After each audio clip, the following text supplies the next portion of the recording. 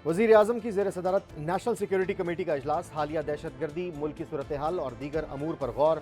National action plan को मज़ीद मौसर और फ़ाल करने पर तबादला ख्याल।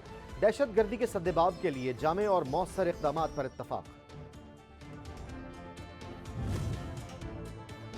इस्लामाबाद हाई कोर्ट बल्दियाती इलेक्शन मुलतवी करने के फैसले के खिलाफ केस का महफूज फैसला कुछ ही देर में सुनाएगी। क्या आप फौरी इलेक्शन नहीं करवा सकते?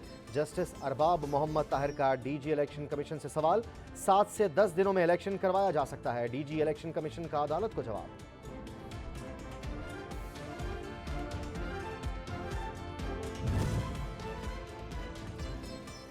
सूबाई वजीर सिंध सईद गनी की कराची डिवीजन में बल्दियाती इंतखाबात 15 जनवरी को ही करवाने की अपील। कहते हैं बार बार इल्तवा से मायूसी फैल रही है, अगर एक बार फिर बल्दियाती इंतखाबात मुलतवी हुए तो फिर शहरियों को मायूसी होगी।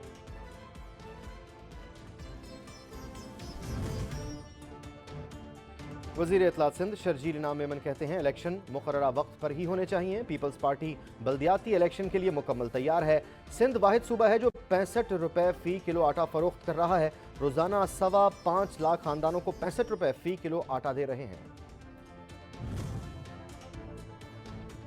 वज़ीर कानून आज़म नज़ीर तारड़ ने टेक्नोक्रेट सेटअप को गैर आइनी करार दे दिया। कहते हैं आइन में इसकी कोई गुंजाइश नहीं। अगर वक्त से पहले असम्बलियाँ जाती हैं तो 90 रोज़ में इलेक्शन होंगे। टेक्नोक्रेट हुकूमत किसी की ख्वाहिश तो हो सकती है, लेकिन अमली तौर पर ऐसा मुमकिन नहीं।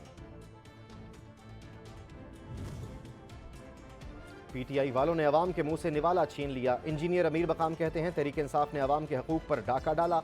इन लोगों ने सिर्फ बड़के मारी हैं। इमरान खान ने मुल्क को बेदर्दी से लूटा। झूठा मक्कार शख्स है, इसका साथ नहीं देना चाहिए।